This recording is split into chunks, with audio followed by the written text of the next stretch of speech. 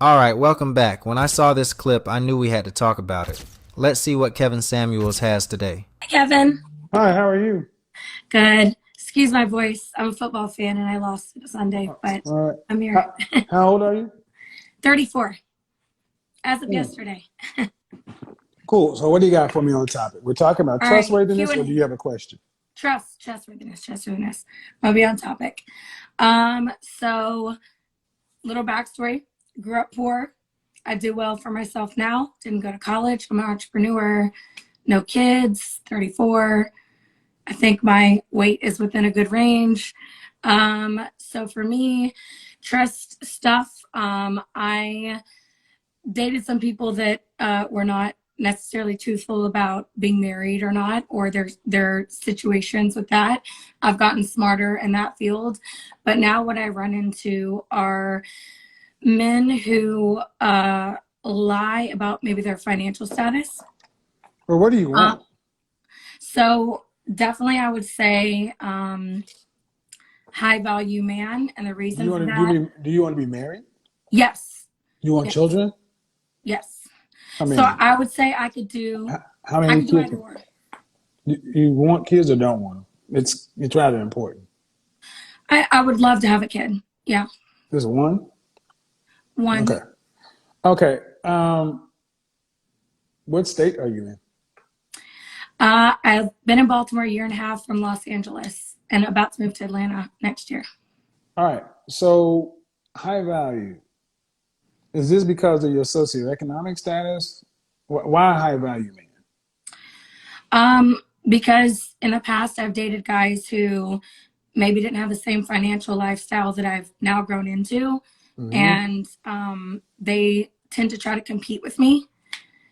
And Well, after you're married, after you're married, do you still want to work? yes, Okay. I love. What? Oh, okay. What percentage of the family financial load do you want to have to be responsible for a lifetime? Given the lifestyle that I would love to have, I would say 50%. I'd be okay with up to maybe 70, but 50. All right. So, what is this lifestyle that? Okay, I'm cool with lifestyle, but why is lifestyle so important? Because my parents lost everything when I was like a junior, senior in high school. And I saw that they now don't have anything later in life. And that's not a situation I want to be in. All right. So, cool. You want to be able to, but see, fear-based decisions, fear, scarcity, and lack tend Yeah. to be wrong-headed decisions. Yeah. So great that you're doing well, you're making money, but the kind of men you're talking about don't tend to want to be the woman to compete with them. No, I don't want to compete with a guy. Well, when you're talking about 50-50, or you want to be responsible Yeah. for 70-30, 70% of the financial load, but are you in a relationship? Are you a submissive woman? Yes. If it's Okay. well, can I preface that or give a little feedback? So what I found that there's a certain type of guy that when I meet him, if he has a certain maybe dominant or masculine personality So type, it conditional naturally femininity. puts me in my submissive. And that's bullshit. You It's not. ladies, That's it not is bullshit. it is bullshit. You ladies with this conditional femininity No, stuff it's got it. not. Yeah, it is. It really is. It's like saying a man is conditionally masculine. You No. late? No. I know what you're saying, but it's bullshit.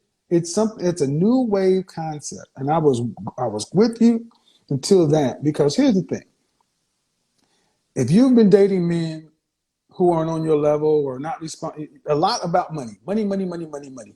Fine. You get No. a guy. I've dated What, both. well, no. I'm talking about what motivates you, what keeps you up at night. This Yeah. man wasn't honest about his finances and this and that. Okay, fine. How much money would you want your man to make annually? Annually. Hmm? Um, at least 150 to 200K. Uh, and as much as. And as much as? Well, because 150, 200K, that puts you in 150,000, puts you in the top 10%. So, Yeah. All right. So But living in as much Atlanta, as, I mean, millions, I've dated but plenty of living in people. Atlanta, a guy making $100,000 by himself he's living pretty nice. Yeah. But that's not rich. And No. that's not able to live high on a hog. But a man who's making 500,000, Yeah. he has different requirements. Yes. I agree. He's gonna want a woman who is there for him on his Yes. page. So you have your business. Your business is an interior design. No, I own an advertising agency. Okay. But All right. So your business. Okay. Well, what will same thing, come? whatever. What will come first, though? Your Oh, business, your child, or his? his, See. and the child. All right. So here's a problem that many professional women tend to have because whatever your past relationships issues were, I'm gonna ask the same question. Have you sat down with a professional? Had you counseling or therapy? Yes. Um, Pat Allen is who I've done some counseling with. all right. And then when was your last relationship? About 6 months ago. How 7 months. how long did that last? 6 months. The one prior to that was 4 years. And why didn't you guys go the distance? He was significantly younger and a Peter Pan, and I chose wrong in that situation. So And I how long left ago it. was that? I turned 30 when I left that. I just turned 34. So since then, I've had only very small relationships. All right. So you got to go back to your long relationship. You picked a younger guy, Yes, somebody that you could control. I know. Have you ever been in a relationship with somebody who could tell you to shut the fuck up? Yes, How long did it last? it lasted maybe 6 months. Okay. Understand, a high value man, you're going to live and shut the fuck up. I know that. You'll wake up and shut the fuck up. You go to sleep and shut the fuck up. You open the refrigerator and shut the fuck up.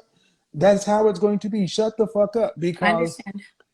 and I'm saying this so people can understand, because high value men, you're it's okay to be a professional woman, intelligent, educated, and so forth, but you are an asset to him.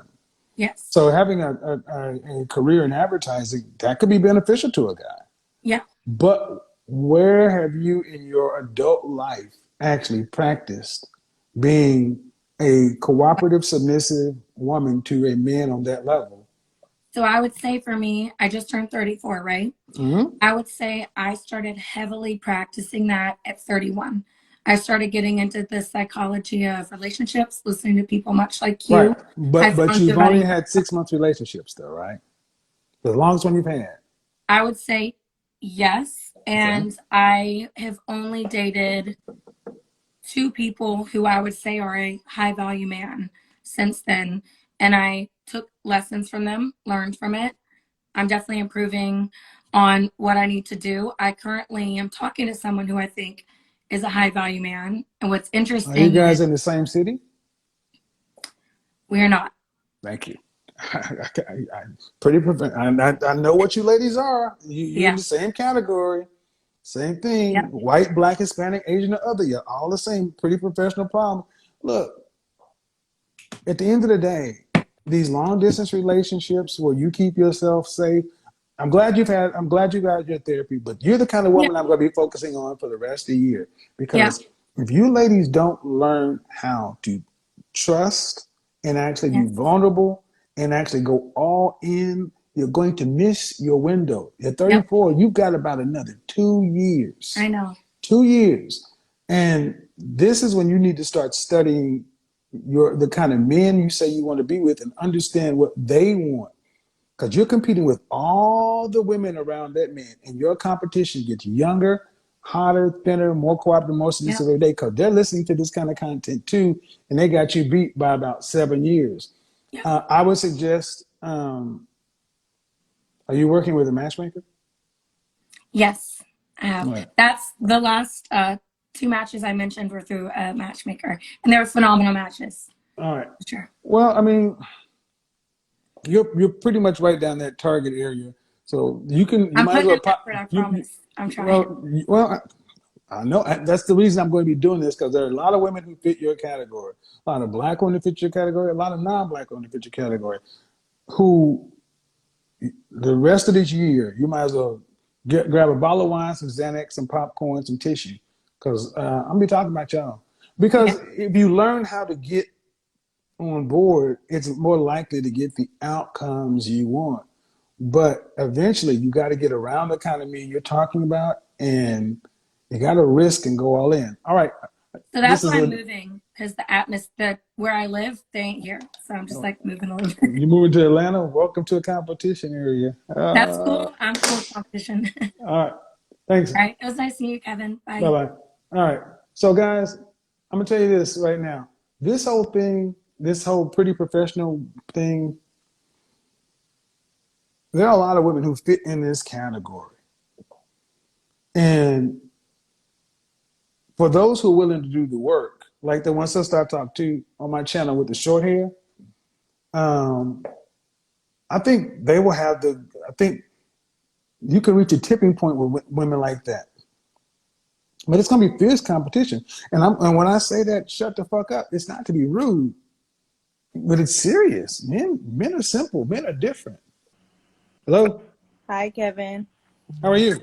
I'm great. How are you? Good. How old are you? I'm 25. All right. What's the deal with these backup plans?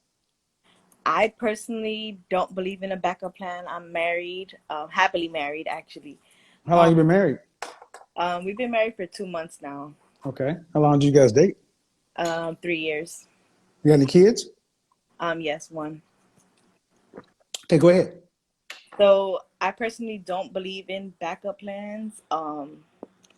I feel like he's my partner for life, and a lot of women do have backup plans because they're not secure in their relationships or dealing with the men that they deal with. And like the girl was saying earlier, she was saying that the guy doesn't treat her right or something like that. That's because you have to have that communication with your partner. And if you have a backup plan, that doesn't mean you're loyal. Thank So you. it's like, Thank you. what's the point of What's the having a point? backup plan? Thank you. Thank you, Ma. Congratulations on your marriage, man. You've got a 34-year-old woman who says most of the men she's dated were already married. On top of that, she describes herself as stubborn, highly dominant, and says she only listens to men she sees as extremely strong. Now this is where things get real, because patterns usually reveal deeper issues. First, the dating choices. Consistently getting involved with unavailable men creates unstable relationship dynamics from the beginning. If a man is already committed elsewhere, the relationship already starts with limitations, conflict, and uncertainty. Second, the control dynamic. Saying I only listen to strong men can sometimes reveal a constant power struggle mindset, where relationships become about dominance instead of cooperation. And this is where Kevin Samuels would push, because healthy relationships usually require mutual respect, communication, and emotional balance, not constant testing or resistance. Third, the stubbornness. If someone refuses to compromise, refuses to reflect, and always needs to be in control, long-term relationships can become exhausting.